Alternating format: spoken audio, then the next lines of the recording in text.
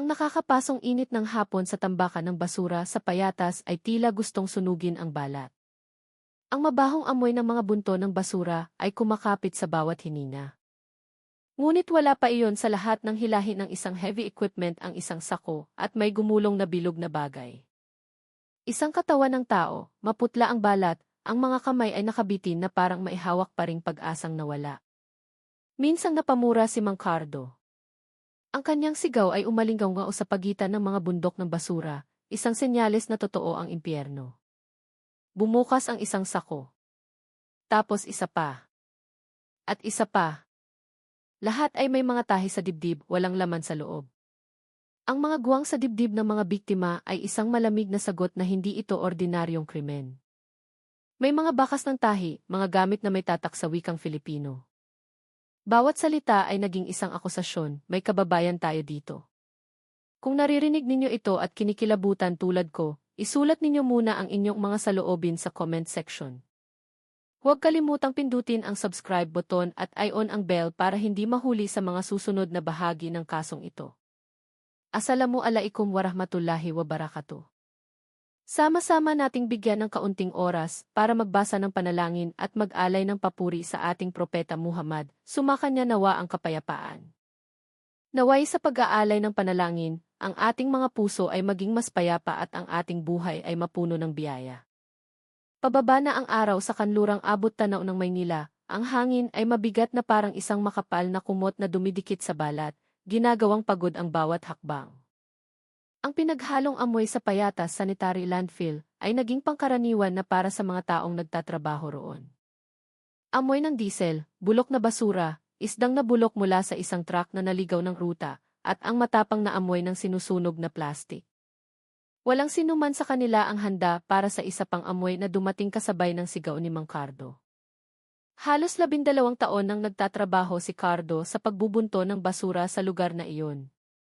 Kabisado na niya ang bawat sulok ng tambakan, alam niya kung saan nagtatago ang mga daga at kung saan nagkalat ang mga basag na bote. Nang hukayin ng braso ng excavator ang isang itim na bunton, may isang matigas na bagay na sumabit, gumulong at humandu sa isalupa. Isang binatang tagapamahala ng operasyon ang unang nakakita at gumuho ang mundo sa paligid nila. Sa simula, akala nila imanika o lumang gamit. Ngunit nang mapunit ang tela at makita ang kakaibang kulay ng balat, tumahimik ang lahat maliban sa walang tigil na huni ng mga ibon. Hindi napigilan ni Cardo ang sarili. Tumakbo siya at hinila ang tela. At ang sigaw na kumawala ay hindi natunog ng isang ordinaryong tao. Iyon ay isang sigaw mula sa pinakamalalim na hukay ng takot. May isang maliit na kamay na nakatiklop, may mga tahi sa dibdib. Malinis, parang gawaing minadali ngunit may katumpakan. Walang dugo na umaagos. Tanging isang malamig at guwang na espasyo. Sa loob lamang ng ilang minuto, nagkumpulan ang mga tao, mga cellphone ay nakataas, kumikislap ang mga flash. Ang mga natatarantang boses ay kumalat sa kalapit na komunidad. Ang mga residente na nooy kalmadong nagtatrabaho ay biglang naging mga saksi sa isang bagay na dapat ay sa bangungot lang lumalabas. Isang matandang babae ang nanginginig at nagsalita ng pautal, hindi taga rito yan. Tingnan niyo yung damit, may nakasulat na pangalan ng lungsod natin. Ang maliliit na bagay na nakakabit sa katawan ng biktima ay sinimulang suriin, isang pulseras na gawa sa kupas na pulang sinulid, isang piraso ng papel na may tatak ng isang kooperatiba. Sa maikling panahon, higit sa isang sako ang nabuksan. Bawat sako ay naglalaman ng isang katawan o bahagi ng katawan. Lahat sila ay may isang nakakapangilabot na pagkakatulad, ang kanilang mga tiyan at dibdib ay hiniwa ng malinis.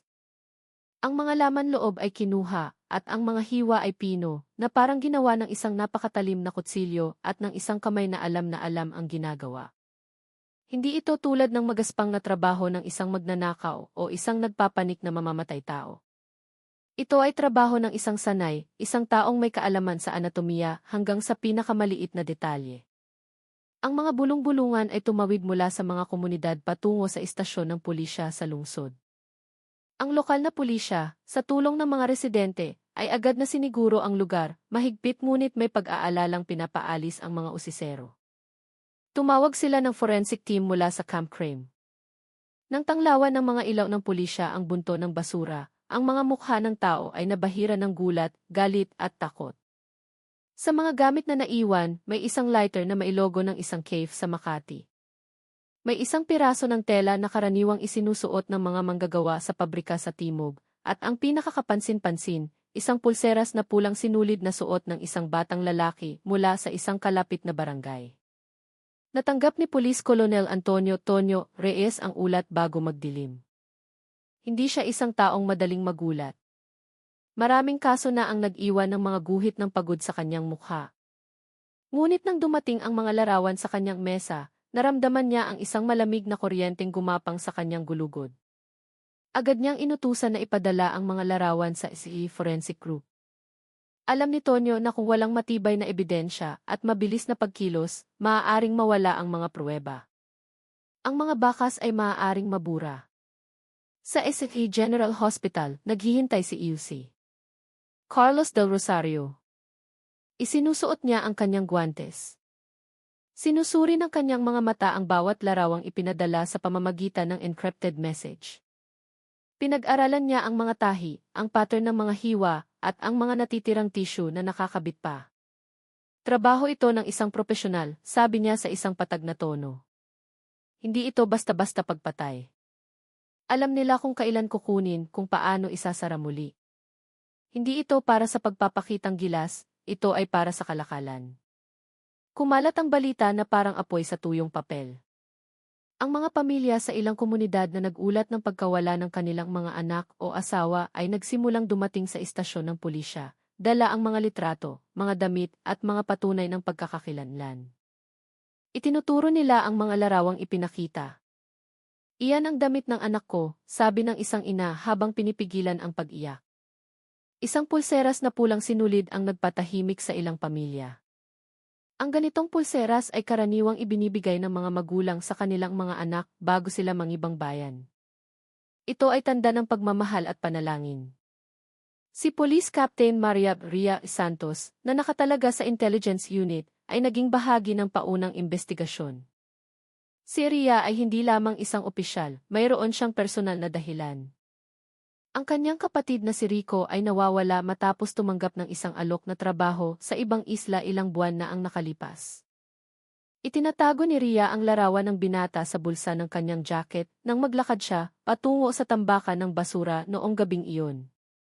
Sa gitna ng mga larawan, sa gitna ng mga walang buhay na mukha, naroon ang posibilidad ng isang katakutan, ang parehong pulseras na pulang sinulid, isang piraso ng damit na pamilyar. Isang joint task force ang nagsimulang bumuo ng isang pattern, mga truck na madalas dumaan sa gabi, ang address sa lighter na nagtuturo sa isang cave sa isang malaking lungsod, at ang mga testimonya ng mga saksi na nakakita ng isang sasakyang may dayuhang plaka sa gilid ng isang kalsada sa gubat. Lahat ay nagsimulang magturo sa isang network na mas malaki kaysa sa isang lokal na pagpatay lamang. May mga indikasyon ng isang ruta na tumatawid sa mga hangganan, mga opisina na anino lamang, at mga taong bumibili ng mga buhay na organ sa napakataas na halaga para sa black market. Nang gabing iyon, habang umiihip ang hangin sa mga puno at ang tunog ng mga kulisap ang nagsasara sa araw, pinanood ng mga residente ang mga ilaw ng pulisya. Nakatayo sila sa mga bakod ng kanilang mga bahay, nagmamasid, nagtataka kung paano naging ganito kalamig ang mundo. Sa maliit na opisina ng istasyon, tinitingnan ni Colonel Tonyo ang isang mapa, minamarkahan ang mga lokasyon at iniisip ang susunod na hakbang. Bawat oras na lumilipas ay maaaring mga hulugan ng isang bagong biktima. Bawat dokumentong hindi pa nakukumpiska ay maaaring mga hulugan ng kalayaan para sa mga may sala. Samantala, sa isang maliit na karinderya sa tabi ng daan, si Matt T. Cruz, isang veteranong mamamahayag na matagal nang sumusubaybay sa mga balita sa mga hangganan, ay nagsusulat sa kanyang kupas na notebook. Alam niya ang pasikot-sikot ng ganitong mga network. Nakita na niya ang mga katulad na pattern sa ibang lugar, at ang pattern na iyon ay laging may isang pagkakatulad. Ang mga makapangyarihan sa likod nito ay bihirang makita, habang ang mga nagbabayad ng mahal ay ang buhay ng mga tao. Sa gitna ng mga piraso ng palaisipan, isang bagay ang naging malinaw, ang natuklasan sa payatas ay hindi ang katapusan. Ito ay isang pintuan na nagbukas patungo sa isang bagay na napakalaki. Isang krimen na bumubulong sa mga anino ng mga gubat at mga bodega. At ang susunod na hakbang ay hindi lamang tungkol sa paghahanap kung sino ang naglagay ng mga sako sa bunto ng basura. Ito ay tungkol sa muling pagbuo ng mga piraso ng buhay na ninakaw, paghahanap ng mga pangalan sa gitna ng mga bangkay, at pagtupad sa isang pangako sa mga pamilyang naghihintay ng kasagutan. Sa isang landas na patungo sa maliit na lungsod, itinaas ng isang ina ang larawan ng kanyang anak patungo sa ilaw ng pulisya, naghihintay ng isang sagot na hindi kailanman magiging magaan. Sa command post, tiningnan ni Tonyo ang mga mukha ng kanyang team. Alam nilang susunugin sila nito hanggang sa kaibuturan. Alam nilang hihingi ito ng higit pa sa tapang. Hihingi ito ng katotohanan. Ang mga gabi matapos ang pagkakatuklas sa payatas ay tila sinabuyan ng baga na hindi namamatay. Dala ng hangin ang amoy ng basura at ang ingay ng mga balita. Sa tuwing ipipikit ni Ria Santos ang kanyang mga mata, nakikita niya muli ang imahe ng pulseras na pulang sinulid. Kaparehong-kapareho ng pulseras na laging ikinakabit ng kanilang ina sa pulso ng kapatid niyang si Rico bago ito umalis para magtrabaho sa malayo. Kinakain siya ng konsensya. Hindi niya mapatawad ang sarili nang tanggapin ni Rico ang alok na trabaho na tila napakaganda para maging totoo. Ngayon, ang imahe nito ay kasama na sa bunto ng malamig na ebidensya. Sa pansamantalang command post, ang mapa ng mga kalsada ay puno ng mga pulang marka at putol-putol na linya. Tinitigan ni Colonel Tonyo Reyes ang mapa hanggang sa manakit ang kanyang mga mata. Tinawag niya isa-isa ang mga miyembro ng team, si Ilse Del Rosario, si Lieutenant Ben Corpus, ang mamamahayag na si Mateo, at ilang iba pang intelligence officers. Kakaunti lang ang sinabi ni Tonyo, ngunit bawat pangungusap niya ay parang martilyo. Hindi lang tayo mangungolekta ng ebidensya. Kailangan nating isara ang network na ito at iligtas ang mga buhay pa, sabi niya, patag ang boses ngunit malinaw ang determinasyon. Napalunok si Ria. Alam niya kung ano ang kanyang haharapin, hindi lang ito tungkol sa tungkulin. Ito ay tungkol sa pamilya, tungkol sa mukha ng kanyang kapatid na bata pa at puno ng tiwala. Binuo niya ang kanyang maskara, isang pagod na boses na pinag-aralan, mga mabibigat na hakbang, mga matang walang kibo, ang anyo ng isang manggagawang tinanggap na ang kanyang kapalaran. Lahat ng iyon ay kailangang maging perpekto. Sa kanyang isipan, isang pangalan ang paulit-ulit na umiikot, Leo Vargas. Isang pangalan na paulit-ulit na lumabas sa mga pahapyaw na testimonya. Isang dating paramedic na kilala ngayon na kasing lamig ng kutsilyong ginagamit niya. Para pagtakpan ang kanilang operasyon, gumawa ang team ng isang peking kwento. Si Ria ay ibinenta kinang isang illegal na recruiter, ipinasa sa isang trooper ng truck na karaniwang nagdadala ng mga manggagawa sa kabilang isla at ibinaba sa isang lumang bodega. Doon, nakilala niya ang mga pagod na mukha na maihalong pag-asa at takot. Ang kanilang mga mata ay walang laman, ang kanilang mga boses ay halos hindi marinig. Sa gitna nila, nakita ni Ria ang mga senyales na nagpatibay sa kanyang hinala, mga piraso ng tela na pamilyar, mga tatoo, at muli ang pulseras na pulang sinulid. Sa ikatlong gabi niya sa loob, nakatanggap si Ria ng isang maikling mensahe mula kay Selena, isang nursing intern na natuklasan niyang nagtatrabaho sa klinika. Si Selena ay mukhang takot ngunit matapang. Ipinuslit niya ang isang piraso ng papel habang nagwawalis ng sahig, hindi napansin ng mga bantay na dumaan. Ang papel ay naglalaman ng nanginginig na sulat kamay. May listahan sila. Tinatawag nila itong codes. Pakisabi sa mga pamilya sa Quezon City. Sa tabi ng sulat ay may tuyong mansa ng kulay kape, marahil dugo. Naramdaman ni Ria ang malamig na adrenaline na dumaloy sa kanyang mga ugat.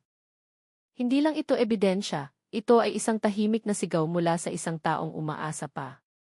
Nagbigay din si Selena ng mga pahiwatig tungkol sa schedule ng mga container na lumalabas sa gabi, ang ruta patungo sa Zamboanga, at tungkol sa isang lalaki na laging sinusuri ang mga talaan bago paalisin ang container, si Leo Vargas. Nagsimulang buuin ni Ria ang pattern. Si Leo ay hindi lamang isang berdugo, siya ang tagapag-ugnay sa pagitan ng iligal na klinika at ng internasyonal na merkado ng organ. Mayroon siyang kaalamang medikal, kamay na hindi nanginginig, at isang network na halos hindi siya kayang abutin. Isang gabi, habang sinusubukang buksan ni Ria ang pinto, patungo sa basement, muntik na siyang mahuli ng isang malaking bantay na nagngangalang Haron. Ang mga sandaling iyon ay parang isang sayaw sa pagitan ng buhay at kamatayan. Pinigilan ni Rhea ang kanyang hininga, nagsinungaling habang nanginginig na naghahanap siya ng maiinom na tubig. Tinitigan siya ni Haron ng matagal, may hinala sa kanyang mga mata, bago umalis ng walang karagdagang tanong. Pagkatapos noon, alam ni Rhea na paikli na ng paikli ang kanyang oras sa lugar na iyon. Bawat araw ay maaaring maging kanyang huli. Sa labas, ang team ay hindi natutulog.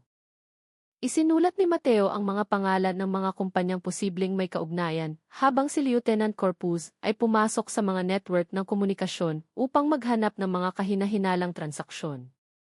Natuklasan nila ang isang pattern ng mga money transfer sa pamamagitan ng mga account na hawak ng mga peking kumpanya sa Zamboanga at Singapore. Mayroon ding mga shipping manifest na nagsasabing ang laman ay frozen seafood products na mukhang ordinaryo. Lahat ng mga landas na iyon ay humantong sa isang bodega sa gilid ng isang gubat, nakatago sa likod ng mga hanay ng puno ng niyog. Sa gitna ng mga datos, lumitaw ang isang pangalan na nagpatindig ng balahibo ni Tonyo, Miguel Ocampo. Isang lokal na opisyal ng Bureau of Customs na dati niyang nakilala. Si Ocampo ay mukhang ordinaryo noon, palakaibigan sa mga community event. Ngunit ipinakita ng kanyang digital footprint na madalas siyang may koneksyon sa mga truck na bumibiyahe sa gabi, itinatala ang mga plakang kalaunan ay nawawala sa sistema. Nang marinig iyon ni Tonyo, naramdaman niyang mas naging madulas ang mundo. Ang pagkakanulo mula sa loob ang nagpapadali sa operasyon ng network. Nakatanggap si Rhea ng bagong impormasyon na nagpakilo sa kanyang puso, isang voice recording na ipinuslit ni Selena sa isang maliit na radyo.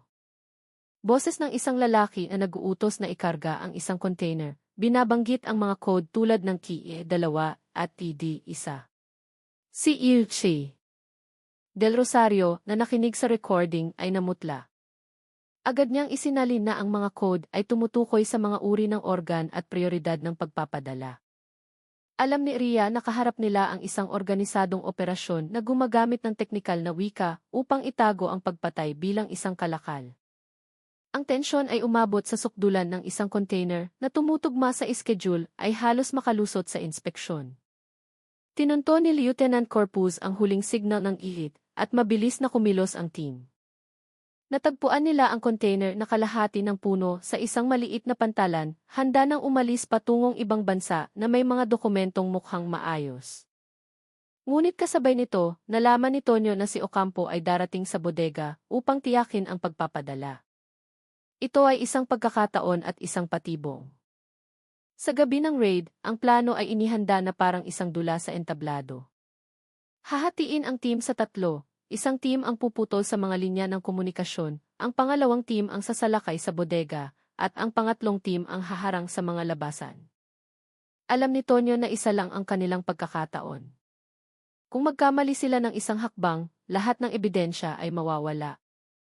Si Rhea, na halos mawalan na ng pag-asa sa gitna ng mga pasyente at mga sigaw na naririnig niya gabi-gabi, ay inihanda ang sarili para sa pinakamapanganib na bahagi, buksan ang basement, kunin ang mga litrato bilang ebidensya, at lumabas bago mag-umaga.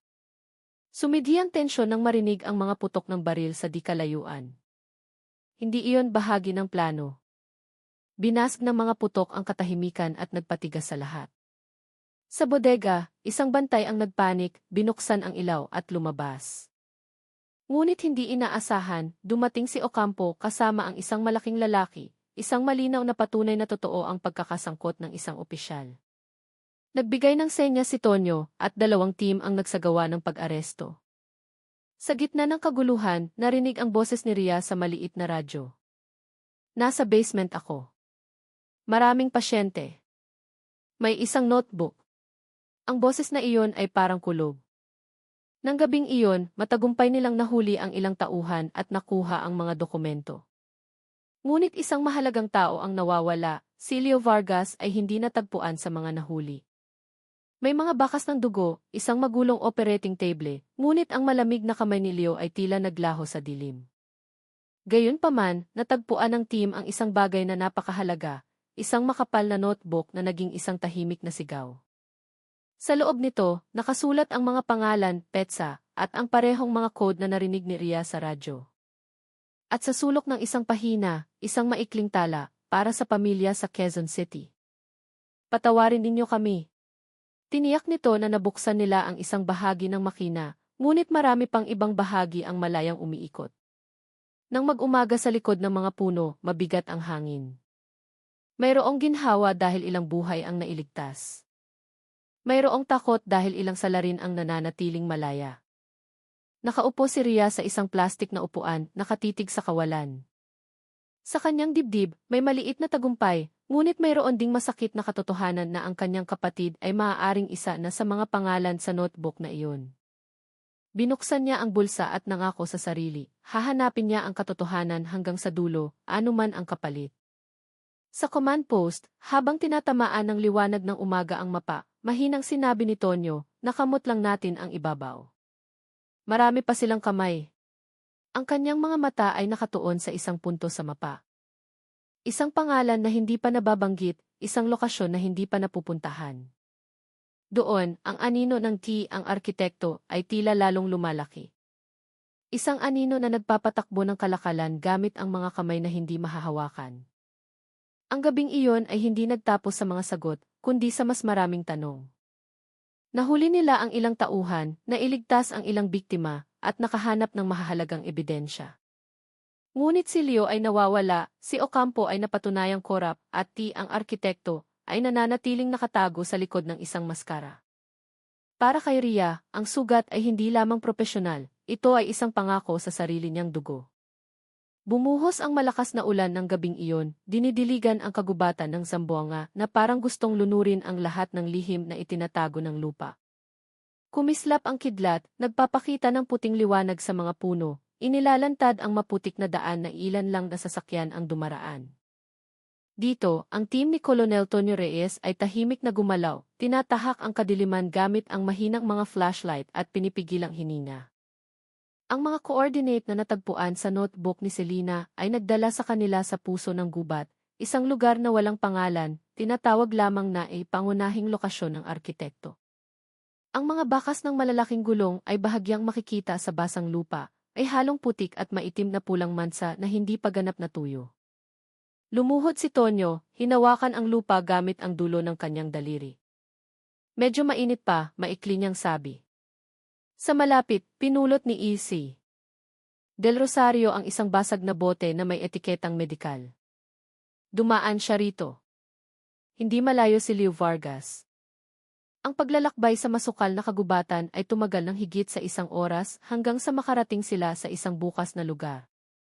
Sa harap nila ay isang 2 palapag na gusali, puti at kupas. Bahagyang natatakpan ng lumot at mga ugat ng puno. Mula sa labas, mukha itong isang abandonadong klinika sa baryo. Ngunit nang makita ni Ria Santos ang isang tabla na may kupas na sulat, Klinika ng Pag-asa, nanigas ang kanyang katawan. Ito ang pangalang binanggit ni Selena, bulong niya. Ang ulan ay naging ambon, ngunit lalong bumigat ang hangin. Nagsenya si Tonyo. Si Ilchi Del Rosario at 2 miyembro ng AC ay dumaan sa likurang pinto, habang si Lieutenant Corpus ay nag-set up ng isang signal scanner sa ilalim ng isang puno. Ilang segundo lang, kumislap ang maliit na screen nito. May aktibong server sa ilalim ng lupa. Malakas ang signal. Tumingin si Tonyo kay Ria.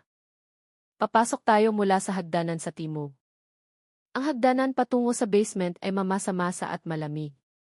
Kumikislap ang mga fluorescent light sa mga pader na semento, lumilikha ng mahahabang anino na sumasayaw sa gitna ng manipis na hamog. Ang amoy ng bakal at tuyong dugo ay bumalot sa hangin. Bumukas ang bakal na pinto na may mabigat na langit-ngit. Sa likod nito, nakita nila ang isang tanawin na nagpapasikip ng dibdib, isang operating table na puno ng itim na mansa, isang nakasabit na ilaw, at isang malaking refrigerator na may sulat kamay na label, Y2, D1, G. Binuksan ni EUC. Del Rosario ang isa sa mga kabinet. Dahan-dahang lumabas ang malamig na usok, inilalantad ang mga plastic bag na naglalaman ng mga organ ng tao, kumpleto sa petsa at inisyal. Iniimbak nila ito na parang mga paninda, sabi niya. Nagtiim ang bagang ni Tonyo, sinusubukang pigilan ang kumukulong galit. Naglakad si Ria sa susunod na silid. Nanginginig ang ilaw sa itaas, tinatamaan ang basang sahig. Sa ibabaw ng isang mesa, may nakalatag na basang identification card. Dahan-dahan niya itong kinuha. Rico Santos. Quezon City. Nanigas ang kanyang hininga. Tila huminto ang mundo. Ang A ay pag-aari ng kanyang kapatid. Nanginginig ang kanyang mga kamay. Naging malabo ang kanyang paningin dahil sa mga luhang hindi mapigilan. Hindi maaari. Hinawakan ni Tonyo ang kanyang balikat. Ang kanyang boses ay matigas ngunit malumanay. Hindi pa tayo tapos. Kailangan niyang malaman kung sino ang gumawa nito. May mga yabag na narinig mula sa itaas, mabigat na tila may kinakalagkad na metal. Itinaas ni Ria ang kanyang baril. Dahan-dahan silang umakyat sa makipot na hagdanan. Sa pangunahing silid sa ikalawang palapag, isang lalaki ang nakatayo sa ilalim ng isang chandelier. Ang kanyang puting coat ay may mga mansa ng dugo. Ang kanyang mukha ay maputla, kalmado, at ang kanyang tingin ay kasing talim ng isang kutsilyo. Si Leo Vargas. Huli na kayo, sabi niya ng mahina, may pilyong ngiti. Malayo na ang arkitekto. Ang natagpuan ninyo ay mga tira-tira lang ng trabaho ko. Itinutok ni Tonyo ang kanyang baril. Ibaba mo ang baril mo, Leo. Tapos na to. Tinitigan siya ni Leo sa katumawa ng mahina. Tapos na? Hindi kailangan ng mundo ng mga bayani, Koronel. Ang kailangan lang ng mundo ay mga sariwang organ.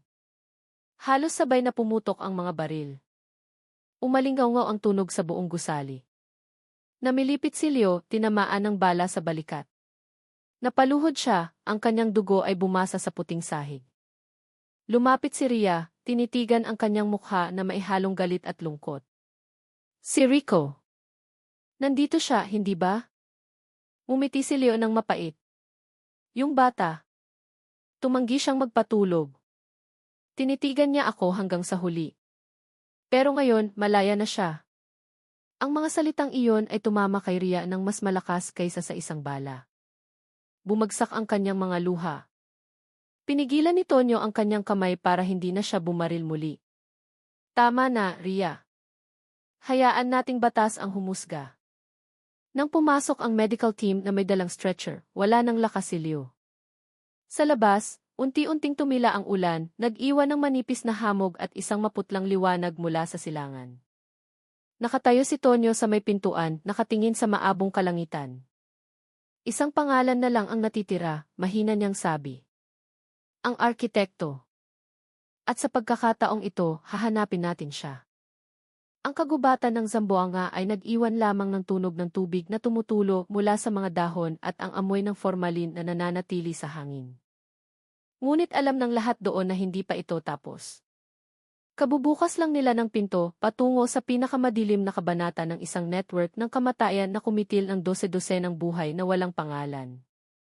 Bagong sibol pa lang ang araw sa silangan ng Zamboanga nang yumanig sa mahalumigmig na hangin ng gubat ang ugong ng helikopter. Inilabas ang katawan ni Leo Vargas, wala ng buhay.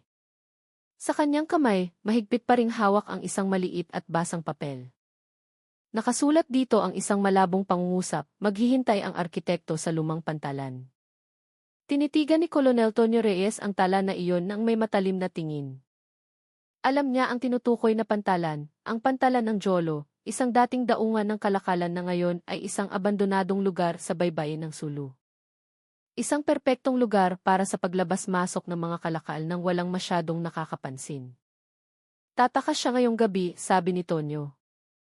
Kailangan nating makarating doon bago ang susunod na bukang liwayway. Agad na hinati ang team sa dalawa. Si Lieutenant Corpus ang magmumonitor ng mga signal mula sa mga tower ng telekomunikasyon, habang si Ria Santos ay sumama sa ground team patungo sa baybayin. Ang ulan kagabi ay nag-iwan ng maputik na daan. Mabagal ang takbo ng kanilang truck sa gitna ng hamog ng umaga. Sa loob, tahimik ang lahat. Nakaupo si Ria, ang kanyang mga mata ay nakatuon sa pulseras na pulang sinulid sa kanyang pulso. Mula nang matagpuan ang ihi ni Rico, bawat hakbang ay parang pagtapak sa mga tinik. Kung makatakas ang arkitekto, sabi ni Tonyo, binasag ang katahimikan, lahat ng ginawa natin ay mawawalan ng saysay. Tumingin si Rhea sa bintana. Halos hindi marinig ang kanyang boses. Hindi siya makakatakas. Sisiguraduhin ko iyon. Pagsapit ng gabi, nakarating sila sa gilid ng pantalan. Ang mga lumang gusali ay nagsilbing mga anino, ang pintura ay natuklap na, at ang ilang mga poste ng bakal ay kinakalawang. Ang maalat na hangin mula sa dagat ay may dalang amoy ng diesel at bulok na isda. Sa di kalayuan, ang mga ilaw ng mga bangka ng mangingisda ay parang maliliit na bituin sa ibabaw ng tubig. Nagulat si Corpus sa radyo. May aktibong signal ang cellphone sa area ng Pier 4. Isang device lang pero mabilis na gumagalaw. Nagsenya si Tonyo. Lalapit tayo ng tahimik. Walang magpapaputok hanggat hindi ko sinasabi. Dahan-dahan silang gumalaw sa mga makikitid na pasilyo sa pagitan ng mga lumang container. Ang tunog ng mga kadenang bakal na hinihipan ng hangin. Hawak ni Rhea ang kanyang baril na may nanginginig ngunit tiyak na kamay. Bawat segundo ay parang napakatagal. Sa harap ng pinto ng isa sa mga bodega, bahagyang nakabukas ito. Isang mahinang dilaw na ilaw ang tumatago sa siwang. Itinaas ni Tonyo ang 3 daliri, senyales na maghanda. Itinulak niya ang pinto, at isang pinaghalong amoy ng alat at kemikal ang sumalubong sa kanila. Sa loob, 12 ng mga kahon na gawa sa kahoy ang maayos na nakasalansan. Sa ibabaw nito, may mga sticker na nakasulat, Medical Research Materials. Singapore Transit. Binuksan ni Rhea ang isa sa mga kahon. Sa loob, isang bunto ng mga plastic bag na naglalaman ng formalin at mga organ na preserbado. Nanigas ang kanyang hininga. Nag-ooperate pa rin sila. Biglang may narinig na tunog mula sa itaas na palapag. Mabagal at mabibigat na mga yabag. Nagsenya si Tonyo na huminto ang lahat. Pagkatapos, isang boses ang nagsalita sa wikang Ingles na may matigas na puntong Filipino. Alam kong darating kayo. Patay na si Leo at akala niyo susuko na ako. Tumingin si Rhea sa itaas. Kumakabog ang kanyang puso. Mula sa mga anino, lumitaw ang isang lalaking nakaitim na suit. Ang kanyang mukha ay bahagyang natatakpan ng isang surgical mask. Ang kanyang mga mata ay matalim at kalmado. Walang bakas ng takot, tanging pagmamalaki. Ang arkitekto, bulong ni Tonyo. Huwag kayong lalapit, sabi ng lalaki, kalmado. Hindi niyo alam kung gaano karami ang naghihintay sa akin sa ibang bansa. Kailangan ng mundo ng mga taong tulad ko, hindi kayong mga nagpapanggap na banal. Humakbang si Tonyo. Hindi kailangan ng mundo ng mga mamamatay tao. Tumawa ng maikli ang arkitekto. Nagbibigay ako ng buhay, mga organ para sa mayayaman, pera para sa mga uhaw sa kapangyarihan. Bahagi lang ako ng sistema na kayo mismo ang lumikha. Bigla, bumunot siya ng isang maliit na baril mula sa likod ng kanyang suit at nagpaputok. Ang unang bala ay tumama sa isang poste ng bakal, nagpakislap ng apoy. Mabilis ang ganti, 2 putok mula kay Tonyo at 1 mula kay Rhea. Isa sa mga bala ang tumama sa kanang braso ng arkitekto. Napaurong siya, ngunit nagawa pa ring pindutin ang isang maliit na butones sa kanyang bulsa. Umugong ang ingay ng makina mula sa labas, isang barko sa pantalan ang nagsimulang gumalaw. Tataka siya, sigaw ni Rhea. Tumakbo sila palabas, tinahak ang mga pasilyo ng bodega, patungo sa isang lumang cargo ship na dahan-dahang lumalayo sa pantalan. Walang pag-aalinlangan, tumalon si Rhea sa bakal na hagdanan sa gilid ng barko, nakabitin sa gitna ng ulan at mga alon, habang si Tonyo ay nagbibigay ng cover fire mula sa likuran. Nakatayo ang arkitekto sa deck, umaagos ang dugo sa kanyang braso. Malamig ang kanyang mukha. Akala mo mapipigilan mo ako, babae. Itinaas ni Rhea ang kanyang baril, nag-aalab ang kanyang mga mata. Hindi ito tungkol sa pagpigil sayo. Ito ay tungkol sa pagbabayad sa lahat ng kinuha mo. Ang huling putok ay bumasag sa hangin. Namilipit ang arkitekto. Bumagsak siya sa maitim na dagat. Nilamon ng mga alon ang kanyang katawan ng walang tunog. Nakatayo si Rhea sa basang deck, nakatingin sa mga alon na patuloy na gumugulong. Lumapit si Tonyo, hinawakan ang kanyang balikat. Tapos na. Mahinang sumagot si Ria. Hindi pa, sir. Ang mga taong tulad niya ay hindi talaga namamatay. Pero kahit paano, ngayong gabi, marami ang makakatulog ng mahimbing. Unti-unting naglaho ang dilim, nag-iwan ng manipis na bukang liwayway sa abot tanaw. Sa kanilang likuran, muling naging tahimik ang lumang pantalan. Tanging ang tunog ng dagat ang nagdadala ng mga natitirang kasalanan patungo sa isang direksyong hindi alam. Dahan-dahan pa ring umuugoy ang lumang cargo ship sa pantalan nang dumating ang forensic team. Pinalitan na ng umaga ang gabi, ngunit nanatiling mabigat ang hangin dahil sa amoy ng diesel at dugo. Nakatayo si Tonyo Reyes sa gilid ng deck, nakatingin sa dagat na unti-unting kumakalma. Walang senyales ng katawan ng arkitekto sa ibabaw ng tubig. Tanging mga bula at piraso ng dugo ang nawawala sa gitna ng mga alon. Hanapin niyo siya hanggang makuha, maikling utos ni Tonyo. Ngunit alam ng lahat na sa dagat na tulad nito, maaaring mawala ang isang bangkay ng walang bakas sa loob lamang ng ilang minuto. Nakaupo si Ria Santos sa bakal na hagdanan ng barko. Basang-basa ang kanyang uniporme. Nanginginig pa rin ang kanyang mga kamay habang hawak ang baril na wala ng bala. Walang laman ang kanyang mukha, ngunit ang kanyang mga mata ay nagpapakita ng isang kakaibang ginhawa, na parang isang taong kahaharap lang sa demonyo at nabuhay para ikwento ito. Lumapit si Say. Del Rosario, maihabag sa kanyang tingin. Ginawa mo na ang higit pa sa sapat, Ria. Maraming buhay ang nailigtas dahil sa tapang mo. Umiling si Ria ng mahina. Nangako lang ako kay Rico at sa lahat ng hindi nakauwi. Samantala, lumapit si Lieutenant Corpus kay Tonyo dala ang isang communication tablet. Sir, nakopy na namin lahat ng data mula sa underground server ng klinika. May listahan ng mga pangalan ng buyer, mga financial transaction, at mga ruta ng pagpapadala ng organ sa ibang bansa. Pero may isang kakaiba. Ang huling transaksyon ay ginawa matapos mamatay si Leo. Mabilis na lumingon si Tonyo. Tumango si Corpus. Sir, isang taong may code na F3 ang pumirma sa shipment. Ang lokasyon niya ay hindi sa Mindanao, kundi sa Maynila. Katahimikan. Tumingin si Tonyo sa malayo, sa dagat, sa kahuminga ng malalim. Maaaring nalunod ang arkitekto. Pero hindi pa patay ang kanyang anino. Isang sanga lang ang pinutol natin, hindi ang ugat. Ilang oras ang lumipas, umalis sila sa pantalan. Sa loob ng sasakyan, tumingin si Ria sa bintana, nakikita ang refleksyon ng kanyang mukha sa salamin. Sa tuwing ipipikit niya ang mga mata, nakikita niya muli ang huling tingin ng arkitekto, malamig, kalmado, na parang may alam siyang hindi pa nila naunawaan. Pagdating sa headquarters, kumalat na ang balita ng tagumpay. Pinakamalaking organ trafficking network sa Timog Silangang Asya, nabuwag, sigaw ng mga headline.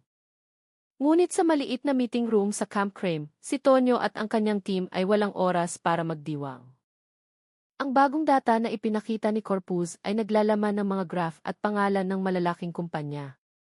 Ang ilan sa mga ito ay legal na nakarehistro bilang mga supplier ng medical equipment sa Makati at Cebu. Tingnan niyo to, sabi ni Corpus habang itinuturo ang screen. Ang kumpanyang Solis Meditech Global ay tumanggap ng transfer mula sa parehong account ng network ni Leo. Ang nakasulat ay Purchase of Research Specimens. Bilyon-bilyon ang halaga. Mahinang kumatok si EUC. Del Rosario sa mesa. Kung totoo yan, ibig sabihin may malakas na protector ang network na to sa Maynila. Tiningnan sila ni Tonyo isa-isa. Akala nila tapos na ang kaso dito. Pero dadalhin natin ang laro sa kanilang teritoryo. Nag-angat ng ulo si Ria. Sasama ako. Bigyan niyo ako ng isa pang pagkakataon, sir. Tinitigan siya ni Tonyo ng matagal, saka tumango. Napasok mo na ang impyerno minsan, Ria. Pero kung handa ka, sisindihan natin ang apoy sa loob nito. Nang gabing iyon, nagsimula sila ng bagong paghahanda. Ang mga ebidensya ay ipinadala sa SK headquarters. Maingat na inihanda ang opisyal na ulat. Ngunit alam ni Tonyo, habang tumataas ang kanilang inaakyat, lalong numinipis ang hangin ng katarungan. Ilang oras matapos maipadala ang ulat, tumunog ang telepono sa kanyang mesa. Isang boses na mabigat at malamig ang narinig sa kabilang linya. Coronel Reyes, may ulat na hindi lang isa ang cargo ship kagabi. Dalawa pang barko ang umalis mula Zamboanga patungong Manila na may kaparehong mga dokumento. Tumingin si Tonyo sa bintana na nagpapakita ng gabi sa lungsod. So, tuloy pa rin ang laro, bulong niya. Sa labas, nagsimula na namang umulan. Nakatayo si Ria sa ilalim ng isang silong, nakatingin sa maabong kalangitan. Binuksan niya ang kanyang palad, tinitingnan ang pulseras na pulang sinulid na ngayon ay nagsisimula ng kumupas. Sa kanyang puso, ang ginhawa ay maihalong babala, ang krimen na tulad nito ay hindi namamatay kasama ng salarin. Tumingin siya sa malayo, sa mga kumikislap na ilaw ng kalsada. Sa kabumulong, hindi pa ako tapos, Rico. Magpapatuloy ako hanggang sa maisara ang lahat ng madilim na pintuan. At sa isang lugar sa gitna ng malawak na karagatan, sa gitna ng walang tigil na alon, isang anino ang lumutang, sumusunod sa agos. Hindi isang bangkay, kundi isang taong may benda sa mukha, sumakay sa isang bangka ng mangingisda nang hindi nakikilala. Mahina siyang humisi habang bumubulong. Akala niyo nanalo na kayo? Hindi nalulunod ang isang arkitekto. Nilamon ng mga alon ang kanyang boses. Ngunit sa di kalayuan, isang bagong bagyo ang nagsisimulang mabuo, isang senyales na ang susunod na kabanata ng bangungot na ito ay kasisimula pa lamang. Isang linggo matapos ang operasyon sa Jolo, ang langit ng Maynila ay kulay pilak na abo, na tila ginagaya ang damdamin ng mga taong nagtatrabaho sa loob ng gusali ng pambansang punong himpilan ng pulisya. Sa isang saradong conference room sa ika-negatibo 10 palapag, nakatayo si Colonel Tonyo Reyes sa harap ng isang malaking screen na nagpapakita ng mapa ng mga ruta ng pagpapadala ng organ sa iba't ibang bansa. Isang pulang linya ang nag-ugnay mula sa Mindanao, patungong Zamboanga, tapos Singapore, at nagtatapos sa Maynila, eksakto sa isang puntong mailabel na Solis Meditech Global Laboratory. Lahat ng financial trail ay dito nagtatapos, paliwanag ni Lieutenant Corpus habang pinalalaki ang data ng mga transfer sa screen. Legal na nakarehistro ang kumpanyang ito, may permit para sa biomedical research, pero ang mga transaksyon nila ay nagpapakita ng pagbili ng mga organ ng tao na nakatago bilang mga laboratory materials. Idinagdag ni E.C. Del Rosario ng mahina at isa sa mga direktor nila ay isang dating opisyal ng Department of Health. Tumahimik ang silid. Alam ni Tonyo, sa pagkakataong ito, isang mas mataas na antas ng sindikato ang kanilang ginagalaw.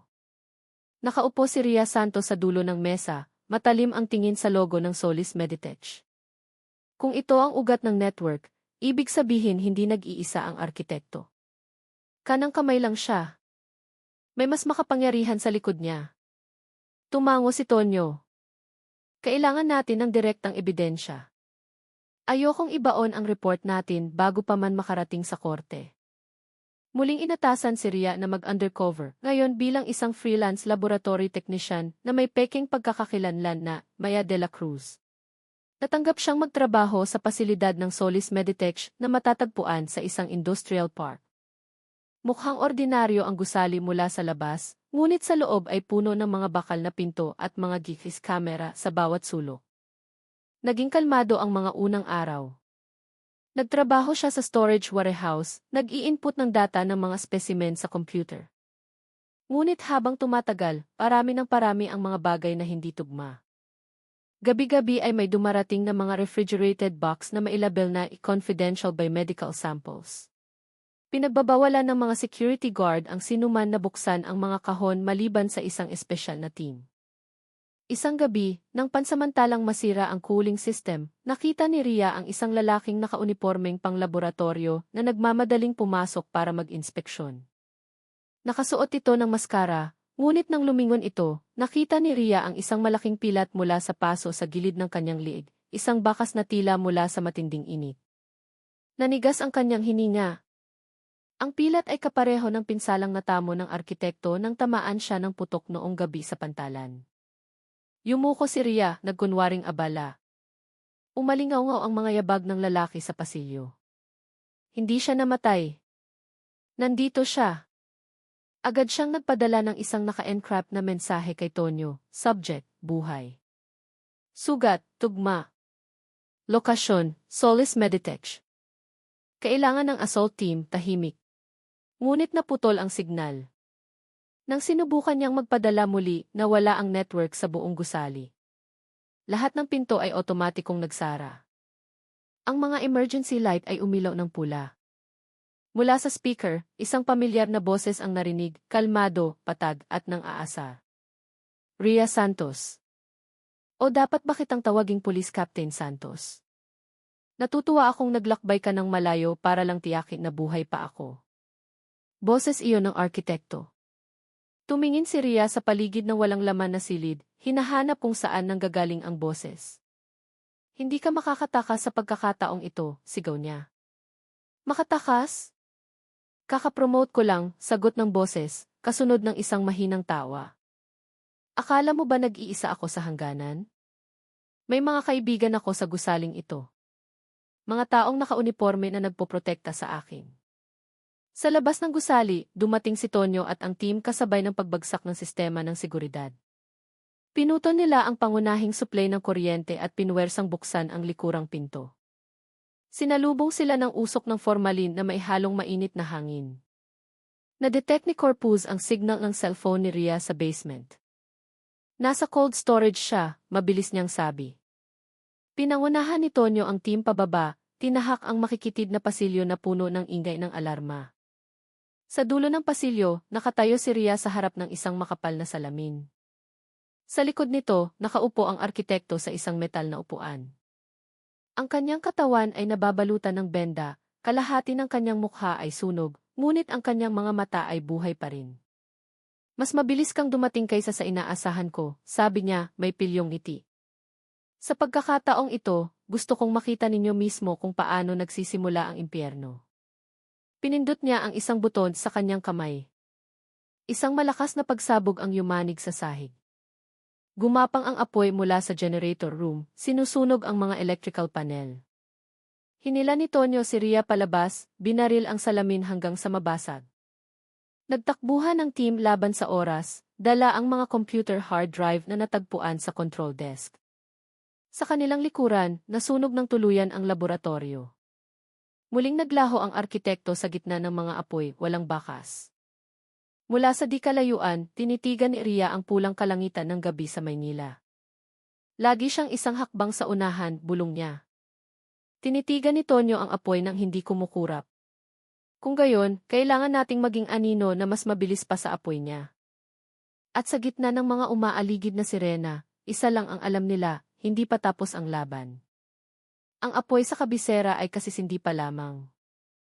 3 araw matapos ang sunog sa laboratorio ng Solis Meditech, binalot ng takot ang Maynila. Inilathala ng media ang mga larawan ng naglalagablab na apoy na tumupok sa gusali ng pananaliksik, habang ang mga opisyal ng gobyerno ay nag-unahan sa pagtanggi ng anumang pagkakasangkot. Sa likod ng mga eksena, pinagbawalan si Tonyo Reyes at ang kanyang team na magsalita sa press. Lahat ng dokumento ng investigasyon ay selyado ng kanilang mga nakatataas sa dahilan ng ipambansang seguridad. Ngunit alam ni Tonyo na hindi maaaring patahimikin ang katotohanan ng isang selyo. Sa hard drive na nailigtas ni Rhea bago ang pagsabog, may higit pa sa medical data. Mayroong isang nakatagong folder na naglalaman ng isang listahan ng mga pangalan, hindi lang mga doktor at negosyante, kundi mga opisyal ng militar, at maging mga matataas na politiko. Sa ilalim ng kolum ng transaction code, nakalista ang digital signature na E3. Tinitigan ni Tonyo ang screen, nagtiim ang kanyang bagang. Ang E3 ay hindi lang ang arkitekto. Ito ay isang 3 antas na network, sindikato, sponsor, at sistema. Tumingin si Corpus nang may pagtataka. Ibig sabihin, sir, may mga opisyal ng gobyerno na nagpoprotekta sa kanila? Patag na sumagot si Tonyo. Hindi lang nagpoprotekta. Sila ang may-ari. Si Rhea, na ginagamot pa rin dahil sa mga paso, ay pilit na umupo sa pulong. Kung gayon, walang opisyal na paraan. Wawasakin nila ang ebidensyang ito bago mag-umaga. Tinitigan siya ni Tonyo ng matagal. Kaya nga kailangan nating umatake sa paraang hindi nila inaasahan. Nang gabing iyon, isang maliit na team ang lihim na binuo. Si Tonyo, Corpus, at Ilse. Del Rosario ay nagkita sa isang lumang bahay na pag-aari ni Mateo Cruz, ang veteranong mamamahayag na tumulong sa Zamboanga. Pinakinggan ni Mateo ang kanilang paliwanag na may madilim na mukha. Nakikipaglaro kayo sa apoy na kayang sunugin ang buong bansa, mahina niyang sabi. Pero mayroon akong mas mainit pa. Binuksan niya ang isang lumang kahadiero sa sulok, naglabas ng isang bunton ng mga sobre at flash drive. Inimbestigahan ko ang Solis Meditech 10 taon na ang nakalipas. Mayroon silang isang lihim na laboratorio sa ibang bansa, sa Davao, Pilipinas. Lahat ng financial transactions ay doon nagtatapos. Kung gusto ninyong buwagin ang lahat, kailangan ninyong pumunta roon. Tumingin si Ria kay Tonyo. Nasa labas na iyan ng jurisdiksyon natin. Tumango si Tonyo. Pero hindi sa labas ng responsibilidad natin. Alam nilang hindi pabor sa kanila ang oras. Kinaumagahan, isasara ang opisyal na ulat tungkol sa Solis Meditech na may konklusyong kiaksidente sa industriya. Kaya nang gabing iyon din, umalis sila ng palihim, gamit ang isang commercial flight at mga peking pagkakakilanlan. Ang biyahe papuntang Davao ay maikli ngunit puno ng tensyon. Sa loob ng eroplano, tinitigan ni Ria ang madilim na ulap sa bintana. Inisip niya ang lahat ng nangyari, ang mukha ng kanyang kapatid, ang tingin ng arkitekto, at ang lamig ng isang sistemang walang pakialam sa buhay ng tao. Pagdating sa Davao, sinalubong sila ng lokal na kontak ni Mateo, isang dating intelligence agent na nagngangalang Ramon. Dinala sila ng lalaki sa gilid ng lungsod, kung saan nakatayo ang isang pasilidad na mukhang pabrika ng pagkain. Itinuro ni Ramon ang mga hanay ng asul na container sa likod ng gusali. Diyan nila iniimbak ang mga organ bago ipadala sa Hong Kong at Dubai. Ang may-ari ay ang taong tinatawag ninyong arkitekto. Nagsimulang magmanman ang team mula sa malayo. Umiikot ang mga searchlight at may mga armadong bantay na nagpapatrolya bawat 5 minuto.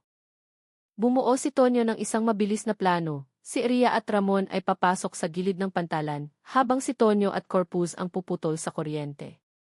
Si Yuchi Del Rosario ay maghahanda ng body camera para i-record ang lahat ng ebidensya. Nang bumalot ang gabi sa lungsod, nagsimula ang operasyon. Gumapang si Ria sa pagitan ng mga bunto ng container, halos walang tunog ang kanyang mga hakbang.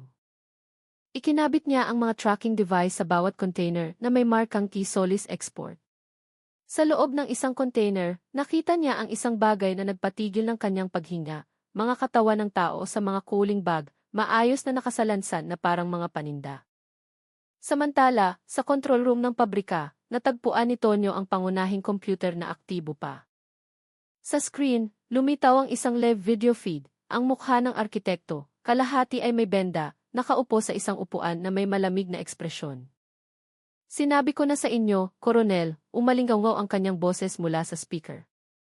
Hindi ko kailangan ang Maynila. Ang buong mundo ang aking laboratorio. Biglang tumunog ang alarma. Na-detect na sila. Kumislap ang mga pulang ilaw sa buong complex. Umalingaw sa labas ang tunog ng mga automatic na baril. Sumigaw si Tonyo sa radyo. Ria, labas na. Tumakbo si Ria sa isang makipot na pasilyo habang si Ramon ay nagpapaputok para pigilan ang mga bantay. Bumukas ang isang container at bumuhos ang malamig na hangin. Tumalon siya sa dagat habang tumatama ang mga bala sa bakal na pader sa kanyang likuran. Sinubukan ni Tonyo at Corpus na ilabas ang hard drive. Ngunit sa huling imaheng nakita nila sa screen, dahan-dahang yumuko ang arkitekto, ngumiti. Nahuli ninyo ang isang anino. Nabubuhay ako sa bawat sistema na ginagamit ninyo. Isang pagsabog ang yumanig sa buong pantalan. Mabilis na gumapang ang apoy, nilamon ang pabrika, kasama ang lahat ng lihim nito. Nang sumikat ang araw sa Davao, napadpad si Ria sa isang baybaying may itim na buhangin. Nanginginig ang kanyang katawan. Dahan-dahang lumapit si Tonyo, dala ang isang maliit na bag na may kalahating sunog na hard drive. Nawala sa atin ang lahat, mahinang sabi ni Corpus. Umiling si Tonyo, nakatingin sa dagat. Hindi. Mayroon pa tayong isang bagay na hindi nila nasira, ang katotohanan. At hindi masusunog ang katotohanan. Sa di kalayuan, umakyat ang usok, bumubuo ng isang silweta na kahawig ng mukha ng isang tao, malamig, malabo at walang katapusan. Ang anino ng arkitekto ay hindi pa nawawala. Naroon pa rin siya, sa likod ng bawat pusong tumitibok dahil sa dugong ninakaw. 3 araw matapos ang pagsabog sa Davao, bumalik sa Pilipinas ang team ni Tonyo, halos wasak ang pisikal at mental na kalagayan. Ang hard drive na kanilang nailigtas ay halos sira na, sunog ang data.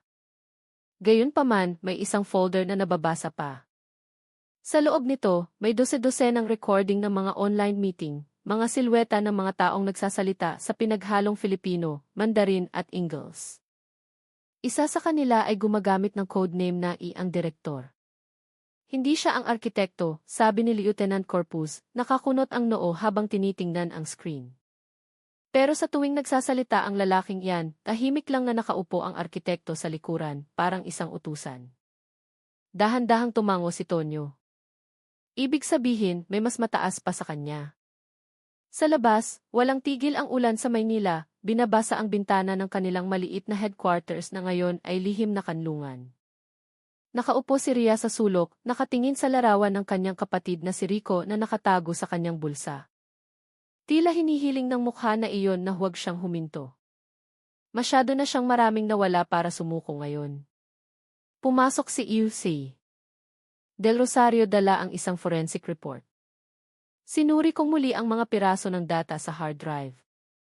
Mayroong mga GIS coordinates sa gitna ng isang complex ng mga opisina sa Makati, ang Adarna Tower.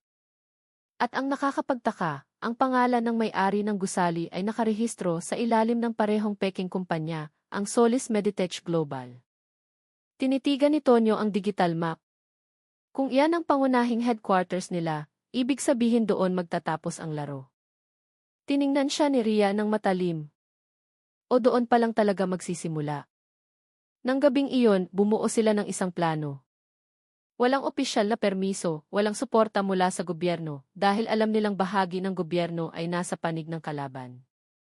Tinulungan sila ni Mateo Cruz mula sa labas, inihahanda ang mga koneksyon sa media kung magtatagumpay ang operasyon.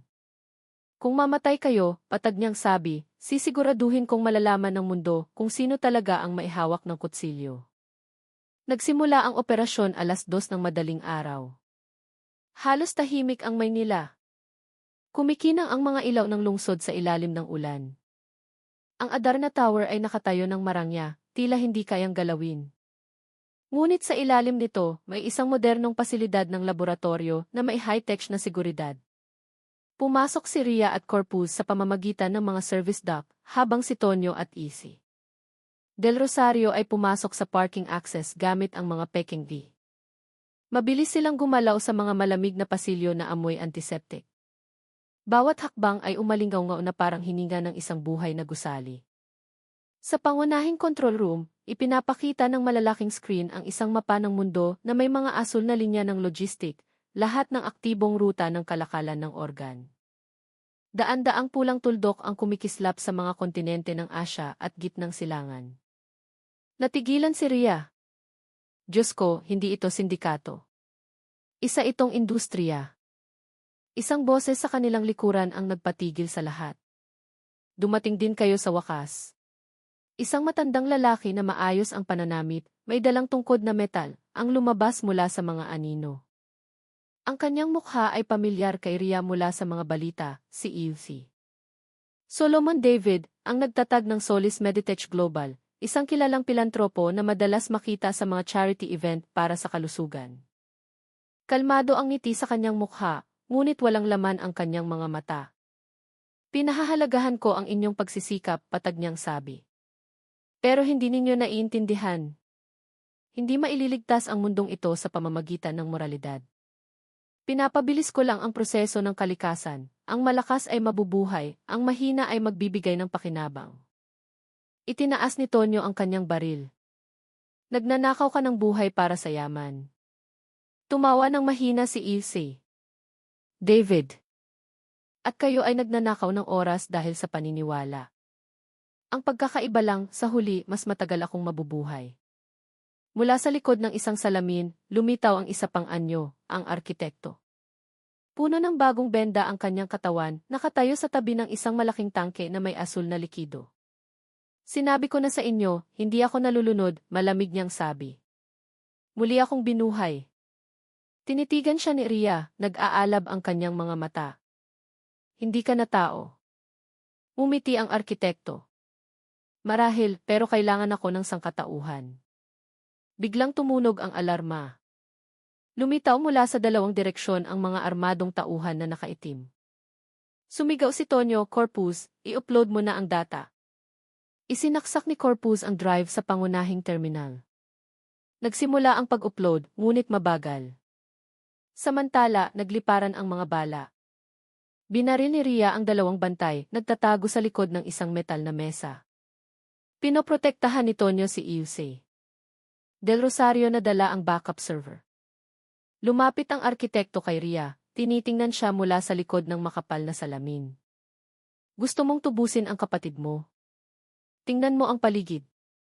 Lahat ng ito ay umiiral dahil sa mga taong tulad niya, mahirap, madaling maniwala, madaling ibenta. Sunod-sunod na binaril ni Ria ang salamin. Kumalat ang mga bitak at nabasag ito. Pumasok siya, itinutok ang baril sa dibdib ng arkitekto. Para to kay Rico. Pumutok ang baril. Bumagsak ang arkitekto, umagos ang dugo sa puting sahig. Pinindot ni Tonyo ang isang maliit na detonator, sinisira ang laboratorio. Sumiklab ang apoy sa likod ng salamin, sinusunog ang lahat ng pisikal na file. Nakalabas sila bago gumuho ang gusali. Sa kalangitan ng Maynila, umalingaw ang mga sirena sa gitna ng ulan. Sinuri ni Corpus ang laptop. Na-upload ang data sa isang international server. Alam na ng buong mundo ngayon, mahina niyang sabi. Tinitigan ni Tonyo ang apoy na dumidila sa langit. Mabigat ngunit matatag ang kanyang boses. Kaya nilang pumatay ng tao, pero hindi nila kayang patayin ang katotohanan. Nakatayo si Ria sa kanyang tabi, pinagmamasdan ang nasusunog na gusali. At ngayong gabi, bulong niya, sa wakas, tinupad ko ang pangako ko kay Rico. Ang apoy ay sumasalamin sa kanyang mga mata, parang isang maliit na baga na tumatangging mamatay. Ang huling anino ng arkitekto ay naglaho kasama ng usok. Ngunit ang mga bakas ng kasalanan na iniwan nito ay susunugin ang mundo magpakailanman. 3 buwan matapos ang insidente sa Adarna Tower, tila bumalik sa normal ang Maynila. Ang nasunog na gusali ay isinara na ng mga tabla na may nakasulat na under renovation na parang walang dugong dumanak sa loob nito. Ngunit para kay Tonyo Reyes at sa kanyang maliit na team, ang sugat ay nananatiling bukas. Nagtatrabaho na sila ngayon sa ilalim ng isang hindi opisyal na special task force, walang pangalan, na may iisang misyon, tiyaking tuluyan ng nabuwag ang network ng arkitekto. Ang data na in-upload ni Corpus sa international server ay yumanig sa mundo. Itinampok ng media sa Europa at Amerika ang Pilipinas, humihingi ng investigasyon. Ngunit tulad ng dati, mas mabilis kumilos ang politika kaysa sa katotohanan. Maraming malalaking pangalan ang nawala mula sa listahang nalik. Ilang opisyal ang magalang na nagbitiw, habang ang mga maliliit na tauhan na nahuli ang nagsilbing scapegoat. Nakaupo si Tonyo sa maliit na silid na ngayon ay kanilang pansamantalang headquarters. Isang mapa ng mundo ang nakapaskil sa dingding, may mga pulang pin na nagmamarka sa mga bansang may operasyon pa ang lumang network. Sa ilalim ng mapa, maayos na nakaayos ang mga larawan ng mga biktima, kabilang si Rico Santos. Pumasok si Ria dala ang isang bagong folder. Malamig at matatag ang kanyang mukha. May ulat mula sa Interpol, sabi niya. Isa sa mga underground lab sa Bangkok ang ni-raid 2 linggo na ang nakalipas. May natagpuan silang isang nakaligtas na nagsabing nagtrabaho siya sa ilalim ng arkitekto. Tinitigan siya ni Tonyo ng matalim. Anong pangalan niya? Selena Aguilar. Ang pangalang iyon ay nagpatahimik sa silid. Si Selena, ang nursing intern na nag-iwan ng notebook sa Zamboanga. Akala ng lahat ay patay na siya. Makalipas ang 2 araw, lumipad si Tonyo at Ria patungong Bangkok. Mahigpit na binabantayan ang ospital kung saan ginagamot si Selena. Payat ang kanyang katawan, maputla ang balat, ngunit ang kanyang mga mata ay nagniningas pa rin ang parehong tapang. Nang makita niya si Ria, nanginig ang kanyang mga labi. Nakalabas ka. Hinawakan ni Ria ang kanyang kamay. At nagligtas ka ng maraming buhay dahil sa notebook mo. Mahina ngunit malinaw ang boses ni Selena. Akala ko tapos na ang lahat ng masunog ang klinika. Pero buhay pa sila. Ang arkitekto. May kopya siya ng lahat ng data, lahat ng kontak. Narinig kong binanggit nila ang isang taong tinatawag na ang direktor na nakatira sa ibang bansa. Siya ang nag-aayos ng lahat at sinimulan pa niyang muli ang isang bagong proyekto sa Europa. Lumapit si Tonyo. Sigurado ka? Tumango si Selena. Tinawag nila itong Project Genesis. Ang layunin ay hindi na pagbebenta ng organ, kundi ang paggawa ng mga synthetic na organ ng tao mula sa STE ng mga biktima. Si Corpus, na nakikinig sa pamamagitan ng video call, ay nanigas. Kung totoo yan, hindi na ito illegal na negosyo lang. Ito ay eksperimento sa paglikha ng buhay. Tinitigan sila ni Selena nang may basang mga mata. Tumakas ako dahil gusto kong pigilan yan. Pero hahanapin nila ako. Ang mga taong nahuli ninyo ay mga tagapamagitan lang. Ang hinahanap ninyo ay ang taong pumalit na sa arkitekto. Sino? Mabilis na tanong ni Ria. Mahinang umubo si Selena, saka bumulong, ang taong akala ninyo ay namatay sa Davao. Nagkatinginan si Tonyo at Ria. Ang malamig na hangin mula sa aircon ay parang kutsilyo sa balat. Nagpatuloy si Selena, may kambal ang arkitekto. Tinatawag nila siyang ang anino, ang taong pumapalit sa mukha at pagkakakilanlan ng arkitekto kapag nabigo ang isang operasyon. Siya ang namumuno ngayon sa Genesis. Bago pa man sila makapagtanong, mabilis na tumunog ang heart monitor ni Selena. Nangisay ang kanyang katawan. Tumakbo ang mga doktor, ngunit huli na. Tinitigan ni Ria ang screen na may walang laman na mga mata. Pinatay siya. Mula sa malayo. Isang biological agent, marahil itinanim na noon pa. Nang gabing iyon, nakatayo si Tonyo sa balkonahe ng hotel, nakatingin sa kalangitan ng Bangkok na puno ng mga ilaw. Lumapit si Ria, dala ang isang laptop. Sinuri ko ang mga lumang email ng Solis Meditech. May isang otomatikong mensahe na ipinadala 2 araw na ang nakalipas sa isang address sa ibang bansa. Mula sa parehong server ng Genesis. Saan? Tanong ni Tonyo. Itinuro ni Ria ang screen. Geneva, Switzerland. Huminga ng malalim si Tonyo. Hindi pa pala tapos ang laro. Tumingin si Ria sa malayo. Malamig ngunit matatag ang kanyang mukha. Hanggat may isang taong naniniwala na ang tao ay maaaring ibenta na parang isang bagay, hindi tayo hihinto. Mula sa malayo, kumislap ang kidlat sa likod ng mga ulap, tinatanglawan ang silweta ng 2 taong nakatayo sa balkonahe. Pareho nilang alam ang kahulugan ng susunod na paglalakbay, hindi lang pagtugis sa isang kaaway, kundi pagtugis sa isang multo sa loob ng isang sistema na mas matanda pa sa batas at mas madulas pa sa katarungan. Tumingin si Tonyo sa kanyang relo. Bukas ng umaga, pupunta tayo sa Geneva. Tumango si Ria, ang kanyang mga mata ay nakatingin sa langit. At sa pagkakataong ito, walang maiiwanang buhay. Sa ilalim nila, hindi humihinto sa pag-ugong ang Bangkok. Ngunit sa gitna ng libu-libong ingay ng lungsod, may isang maliit na bulong na tila tumatago sa hangin, hindi pa patay ang anino. Ang hangin sa Geneva sa simula ng taglamig ay tumatago sa buto. Tinatakpan ng nyebe ang mga bubong ng mga lumang gusali sa tabi ng ilog Limat. At sa likod ng tahimik na kagandahan na iyon, alam ni Tonyo Reyes na may isang bagay na bulok na nagtatago.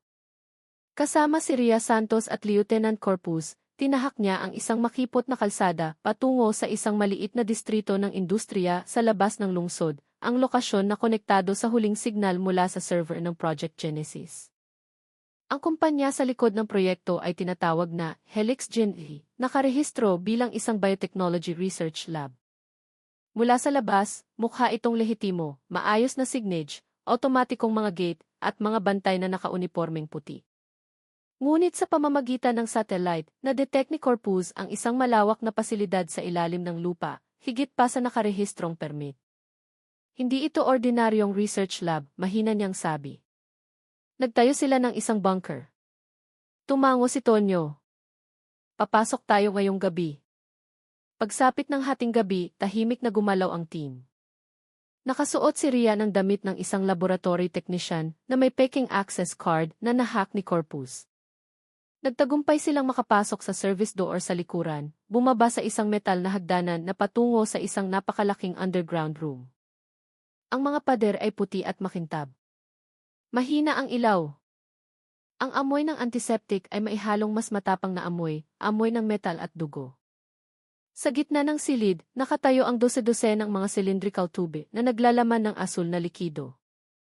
Sa loob nito, mga anyo ng tao ang nakabitin na parang mga aninong hindi pa tapos. Napigil ni Ria ang kanyang hininga. Gumagawa sila ng tao. Si Ilchi Del Rosario, nakasama nila bilang isang medical observer, ay sinuri ang panel sa isa sa mga tubo. Hindi buong tao. Mga synthetic na organ na may sili ng donor. Pero tingnan niyo ang structure ng tissue. Ginagamit nito ang genetic code ng mga Pilipino. Ginamit nila ang data mula sa ating mga biktima. May mga yabag na narinig mula sa pasilyo. Nagtago ang lahat sa likod ng isang tubo. Dalawang lalaking nakaputing coat ang dumaan, nagsasalita sa wikang Aleman. Binuksan ng isa sa kanila ang pinto ng isang salaming silid sa dulo ng pasilyo. Sumilit si Tonyo at nakita siya, isang mukha na bahagyang pamilyar, ngunit iba. Mukha ng arkitekto pero walang paso, walang benda. Mas kalmado. Ang anino, bulong ni Ria. Ang lalaki ay nagsalita ng may malamig na accent. Malapit nang matapos ang huling yugto ng paghahanda. Pagkatapos may padala ang unang batch ng synthetic organ sa Dubai, sisimulan natin ang ikalawang yugto, full transplantation gamit ang donor that. Hindi na natin kakailanganing mangidnap. Lilikha tayo ng walang katapusang supply. Inactivate ni Corpus ang isang micro-recorder. Nagsenya si Tonyo kay Ria na manahimik. Ngunit nang tumingin ang anino sa direksyon ng isang security camera, ang kanyang mga mata ay tila direktang tumago sa screen. Mayroon tayong mga bisita, mahina niyang sabi. Isang manipis na ngiti ang lumitaw sa kanyang mga labi. Biglang namatay ang mga ilaw sa silid. Tumunog ang alarma. Automatikong nagsara ang mga metal na pinto sa kanilang likuran. Hanap ng labasan, bilis, sigaw ni Tonyo. Tumakbo sila sa madilim na pasilyo na tinatanglawan lamang ng pulang ilaw mula sa emergency alarm. Sa likuran, umalingaw ang mga yabag ng mga bantay. Binaril ni Ria ang isang sensor sa kisame, lumilikha ng kislap na sumalamin sa mga salaming pader. Binuksan ni Corpus ang isang emergency control panel, sinusubukang patayin ang sistema ng seguridad. Kailangan ko ng 2 minuto. Walang 2 minuto, sagot ni Tonyo, habang binabaril ang isang bantay na lumitaw sa dulo ng pasilyo. Biglang umilaw ang isang hologram sa dingding, ipinapakita ang mukha ng anino. Akala niyo mapipigilan ninyo kami? Kailangan ng mundo ang Genesis. Pinapatagal niyo lang ang hinaharap. Binaril ni Tonyo ang projector, binasag ang screen. Kung ang hinaharap mo ay itinayo sa dugo ng mga inosente, ibabaon ko iyan kasama ng nakaraan mo. Nagawa ni Corpus na buksan ang isang emergency door. Pumasok sila sa central server room. Libu-libong kumikinang na kable ang nag-ugnay sa network sa mga global satellite. Kung sisirain natin to, lahat ng data nila ay mawawala, sabi ni Corpus. Tumango si Tonyo. Gawin mo. Naglagay si Ria ng isang maliit na pampasabog sa ilalim ng server rack. Countdown, 2 minuto. Tumakbo sila patungo sa isang emergency elevator. Mula sa malayo, palapit ng palapit ang mga yabag ng anino. Lumitaw siya sa dulo ng koridor, may dalang isang pilak na baril. Hindi ninyo mapipigilan ang isang bagay na nasimulan na, sabi niya. Tinitigan siya ni Ria ng walang pag-aalinlangan. Tama ka. Pero kaya naming tapusin ito dito. Isang pagsabog ang yumanig sa buong pasilidad. Gumapang ang apoy sa mga cable.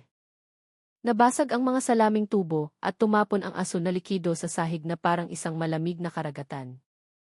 Tumalon si Ria at Tonyo sa isang emergency staircase bago lamunin ng apoy ang silid. Lumabas sila sa malamig na hangin ng Geneva, humihingal, puno ng uling ang mga mukha. Sa kanilang likuran, ang Helix Gen EV ay naging isang higanting bola ng apoy. Tinitigan ni Tonyo ang apoy. Mabigat ang kanyang boses. Lahat ng data ay nawala. Lahat ng eksperimento ay nasira. Tumingin si Ria sa langit na nagsisimula ng maging kulay abo. Pero kung nakaligtas ang anino. Tumingin si Tonyo sa malayo, kung saan nagsisimulang lumapit ang mga sirena ng pulisya. Maaaring buhay pa siya. Pero sa pagkakataong ito, alam na ng mundo ang pangalan niya. Wala na siyang lugar para magtago. Nakatayo sila sa gilid ng niebe na dahan-dahang natutunaw. Sumikat ang unang araw ng taglamig, sumasalamin sa mukha ni Ria. Sa unang pagkakataon sa napakatagal na panahon, ngumiti siya. Hindi dahil sa tagumpay, kundi dahil alam niyang ang mahabang paglalakbay patungo sa katarungan ay sa wakas ay umabot na sa liwanag. Ngunit sa ilalim ng mga guho ng laboratorio, sa likod ng mga natitirang usok at sunog na metal, isang maliit na indicator light ang nananatiling